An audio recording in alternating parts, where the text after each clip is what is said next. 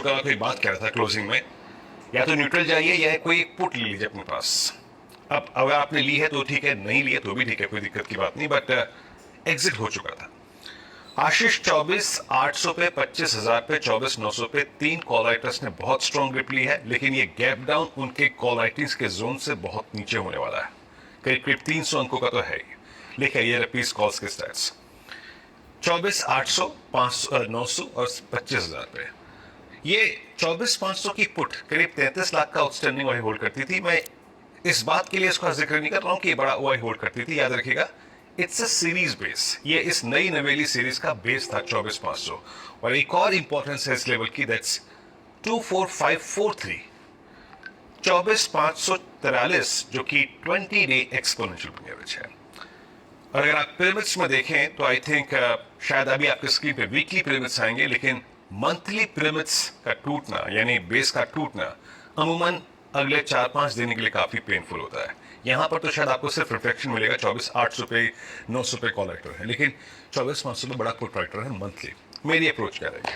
देखिए 300 अंकों के बाद शायद कोई गैप डाउन में शॉर्ट तो कर नहीं पाएगा, फ्रेंकली स्पीकिंग मैं भी होता तो नहीं कर पाता, बट अप्रोच क्या रखें? लेवल्स लेगा ये बेस 1 आशीष। बेस 1 है फर्स्ट इंस्टेंस में आपका 20 डे एक्सपोनेंशियल एवरेज और 488। इसके नीचे और खुल रहा है तो एक बार के लिए अपनी पुट जो लॉन्ग की थी, या फिर अगर आपके पास शॉर्ट हो तो कवर कीजिएगा। अभी तक के लिए एज पर दी स्टेट्स आशीष ये लग रहा है कि जो स्टैंडेमा शुक्रवार को टूटा उसके बाद वही एक वॉल हो गई, यानी RS1 के नीचे सनराइज काम करेगा। ये पहला बेस है 20 डेमा और सीरीज का बेस। अगर टिक रहा है तो शॉर्ट कवर कर लीजिएगा, हायर लेवल्स पे RS1 के नीचे शॉर्ट रखिएगा। और एक और चीज आशीष, अगर ये बेस 1 वालेट होके हम क्लोज हो जाए फिर लेके आइए बेस की पेट, तो याद रखिएगा ये 309 तो मैंने कमेंट्री के हिसाब से लिख दिया, पिवट लेवल्स ढूंढ के लिख दिया कि 351, 309। अल्टीमेटली ऐसे सर्कमस्टेंसेस में जो लेवल मेरे को नजर आ रहा है वो है 24,100, जो कि मैंने अपनी कमेंट्री में डिटेल में लिखा हुआ है।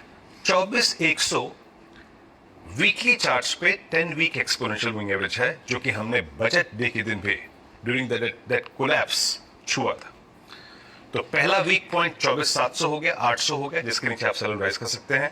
अगर बेस 1 के नीचे भी कोलैप्स हो गए तो याद रखिएगा चांसेस हैं अगर हम क्लोज दे दे बेस 1 के नीचे तो we might heading towards 24,100। That's 10 week exponential moving average for Nifty. अब आइए निफ्टी बैंक।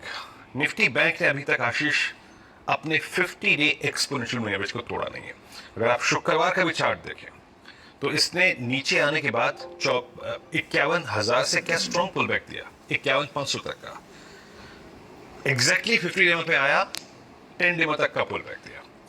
तो मैं देखूंगा ओपनिंग के बाद आशीष कि ये 51,000 और 50,910, 920 ये बेस 1 है स्क्रीन पे, इसके नीचे स्लिप हो रहा है। अगर इसके नीचे बैंक निफ्टी स्लिप हो रहा है दैट मीन्स प्लीज बेस 1 लेके आइएगा स्क्रीन पे। अगर बेस 1 के नीचे बैंक निफ्टी स्लिप हो रहा है, ये है पुट राइटर्स का जोन, ये है आपका 50 day exponential moving average. In that case ये देखिए पिरामिड्स है, बट अब सीधे लेबल्स लेके आइएगा। In that case Nifty bank अपने आप को प्रिपेयर कर रहा है, वो है करीब करीब 50-400 की ट्रैजेक्टरी, ट्रेड अकॉर्डिंगली। लेकिन याद रखिएगा जो बेस लेवल मेंशन किए गए हैं, शॉर्ट पे अगर कोई रिवॉर्ड नजर आए तब कीजिएगा, अदरवाइज नहीं। हालांकि बैंक निफ्टी मेरे को उतना कमजोर नहीं लग रहा अभी, but below 5908 it will target 5411 on the downside. Strength की बात एज ऑफ नाउ नहीं करूंगा, किसी पुल बैक रेट की बात अभी एज ऑफ नाउ नहीं करूंगा। आशीष, ये है निफ्टी बैंक का आज का अप्रोच। एक बार एशिया दिखाइए, निक्केई 6%, कॉस्पी 4.5% दबाव में, और निक्केई तो थर्सडे फ्राइडे को भी इसी मैग्नीट्यूड से पिटा था, उसके ऊपर पिट रहा है। ये इस तरह की पिटाई चल रही है भाई साहब। वैसे वीरू सही कह रहे हैं, डीआईएस की बाइंग ने कोई थ्रस्ट जनरेट नहीं करा, पर शायद डीआईएस की बाइंग ने हमें डाउनसाइड प्रोटेक्ट कर दिया, क्योंकि इवन फ्राइडे को हमने अपने एशियन पीयर्स से बेहतर परफॉर्म करा। हम घटे 1% कम, बहुत कम गिरे। आज भी फिंगर्स क्रॉस्ड ऐसे ही कुछ हो भाई, सिचुएशन दिक्कत वाली काफी ज्यादा। क्विकली सारे इंपॉर्टेंट नंबर्स और खबरें हर्षदा से जान ली जाए। हर्षदा, हाय।